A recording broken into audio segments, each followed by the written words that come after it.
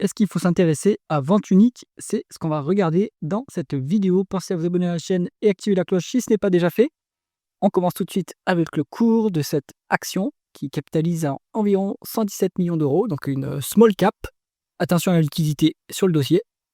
Donc c'est plutôt flat depuis alors ça remonte depuis 2022, puis ça baisse un petit peu légèrement depuis les plus hauts de 2024. Est-ce que c'est le moment de s'y intéresser? On regarde ça. Croissance du chiffre d'affaires, en médiane 12,8%. C'est pas mal, hein? Dernière donnée dispo, on a 10% de croissance, donc ça c'est bien, c'est plutôt de la croissance organique. Donc voilà, condition de société, une petite pépite de croissance. On va regarder les taux de marge, c'est ce qu'on veut voir, les taux de marge en augmentation, en tout cas le taux de marge brut est en augmentation, qui se rapproche de la zone d'avantage concurrentiel à 60%, d'après Warren Buffett. Cela dit, en taux de marge d'EBITDA et en taux de marge nette, on ne suit pas la même progression. Donc dommage, on perd en efficience opérationnelle malgré la hausse des taux de marge, de taux de marge brut. Donc on ne concrétise pas, on va dire, ce meilleur positionnement concurrentiel avec on va dire, un maintien de l'efficience opérationnelle, ce qui fait que le taux de marge d'EBITDA en fait, est relativement flat. C'est pas exceptionnel à ce niveau-là. On voit que c'est une boîte qui n'a pas une énorme marge nette, on a 4,1%. Qu'est-ce qui se passe au niveau des free cash flow? Est-ce que c'est plus intéressant? C'est un peu plus intéressant. Donc c'est plutôt une boîte, on va voir, mais je pense à évaluer via les free cash flow. Donc les taux de marge corrects n'est pas exceptionnel finalement. On regarde la conversion des bénéfices nets en free cash flow.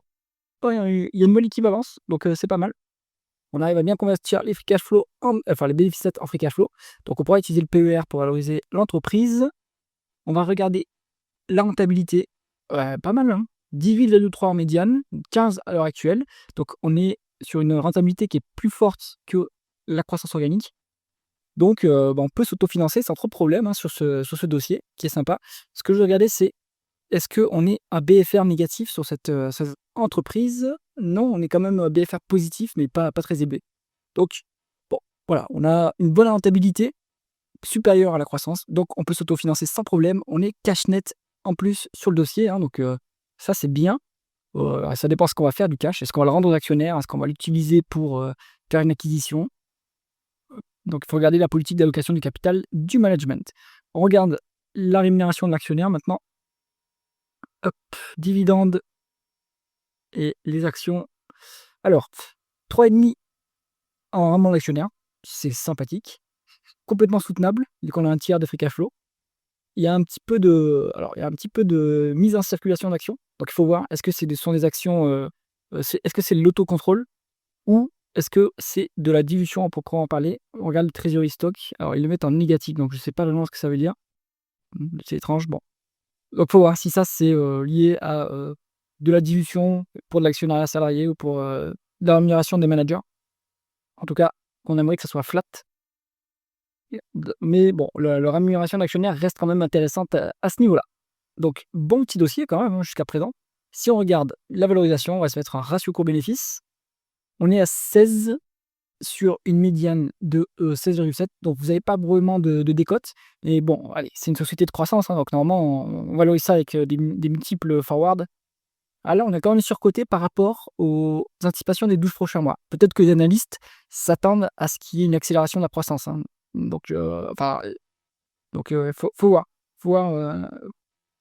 Il faut voir les estimations des analystes. Après, c'est pas du tout un dossier value comme je les aime. Moi, je suis plutôt value. Pour un investisseur croissance, je pense que ça fait du sens de regarder les ventes uniques. Après, il faut aller s'intéresser à leur business, voir leur part de marché, quelle est la concurrence et surtout, qui sont leurs clients. Donc, est-ce que c'est donc le client, ça va être du retail. Donc, bon, le retail, si c'est en France, c'est un peu compliqué en ce moment. Donc, il faut voir aussi, est-ce qu'ils sont sur des niches? Est-ce qu'ils arrivent à bien conserver leur part de marché? J'espère que cette analyse vous a intéressé. C'est qu'à mettre un pouce vers le haut et pensez à vous abonner à la chaîne. À bientôt.